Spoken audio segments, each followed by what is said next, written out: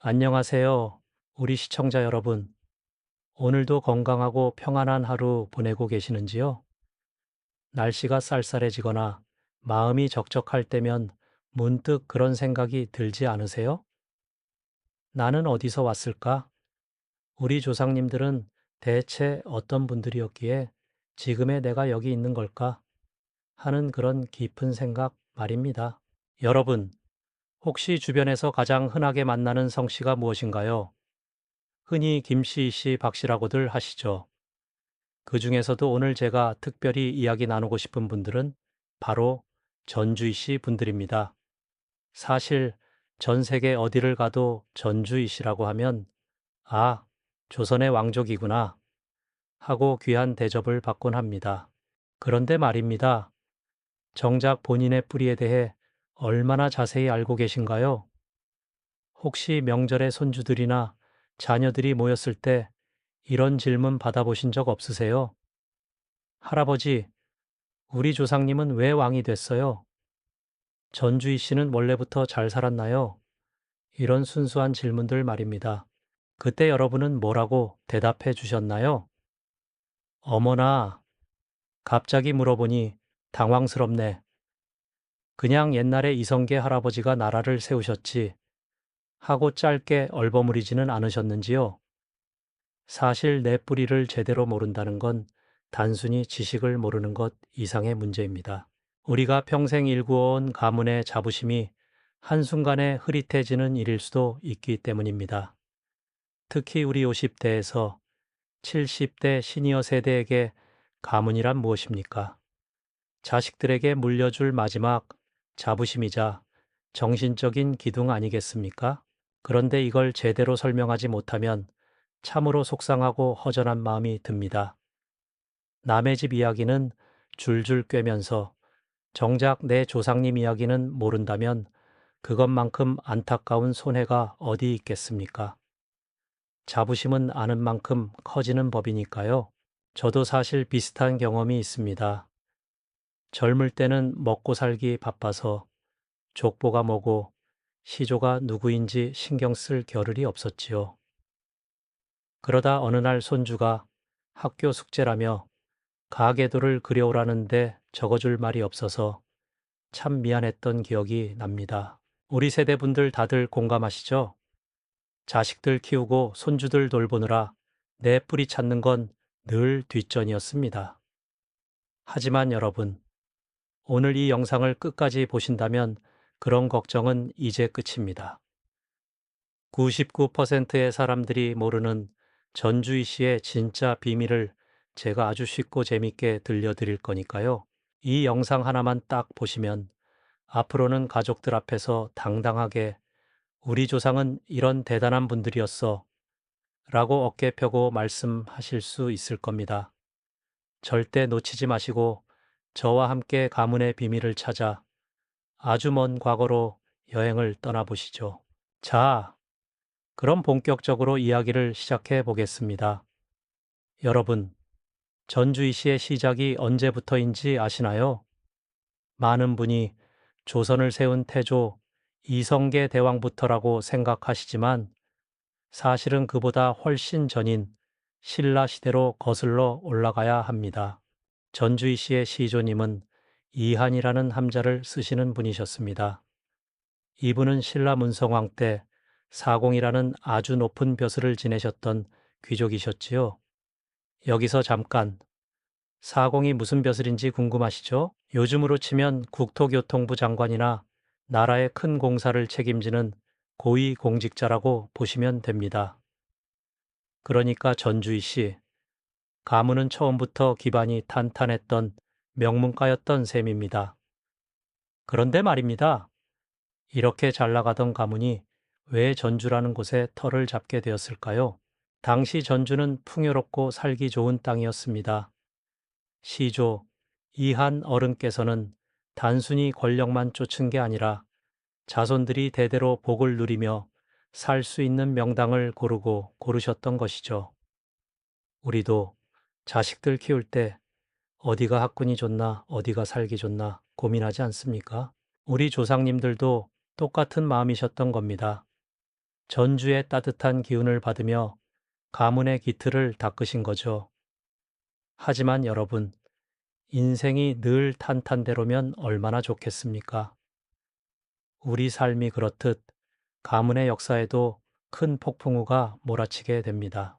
전주이 씨, 가문이 전주를 떠나야만 했던 아주 극적이고 비밀스러운 사건이 발생합니다. 이것이 바로 전주이 씨 역사의 첫 번째 대전 환점입니다.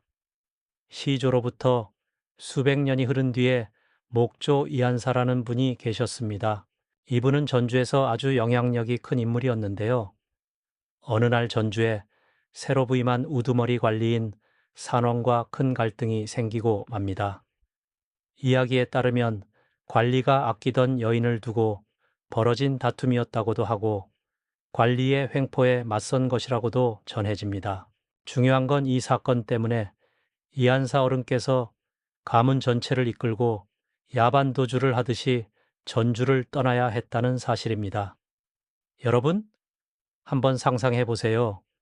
조상대대로 수백 년을 살아온 내 고향 전주를 등지고 떠날 때 그 마음이 어떠셨을까요? 우리도 20대, 30대 젊은 시절에 일자리 찾아 혹은 더 나은 삶을 찾아 정든 고향 떠나 서울로 타지로 올라오던 그때 그 막막한 심정 기억하시죠? 보따리 하나 들고 어린 자식들 손잡고 떠나던 그 길 말입니다. 이한사 어른께서도 아마 피눈물을 흘리며 전주를 떠나셨을 겁니다. 그런데 여기서 놀라운 점이 있습니다. 보통 사람 같으면 그냥 옆마을로 숨어들었을 텐데 이분은 무려 170여 가구나 되는 사람들을 이끌고 강원도 삼척으로 향합니다. 지금처럼 차가 있는 것도 아니고 험한 산맥을 넘어야 하는 그 먼 길을 말이죠. 이것이 바로 전주희 씨 가문이 가진 놀라운 리더십입니다. 나 혼자 살겠다고 도망친 게 아니라 나를 따르는 사람들을 끝까지 책임지겠다는 그 정신. 이것이 훗날 왕이 될 가문의 그릇이었던 셈입니다. 그런데 강원도 삼척에서의 삶도 순탄치 않았습니다. 아까 갈등을 빚었던 그 관리가 하필이면 삼척으로 발령을 받아 또 쫓아온 겁니다. 참 질긴 악연이죠. 인생 살다 보면 꼭 나를 힘들게 하는 사람이 한 번씩 있기 마련인데 조상님도 그러셨나 봅니다. 결국 이한사 어른은 다시 짐을 싸서 더 멀리 더 척박한 북쪽 땅 함경도 의주까지 올라가게 됩니다. 여기서 우리가 꼭 기억해야 할 99%가 모르는 비밀이 나옵니다. 사람들은 이성계가 함경돼서 갑자기 나타나 왕이 되었다고 생각합니다.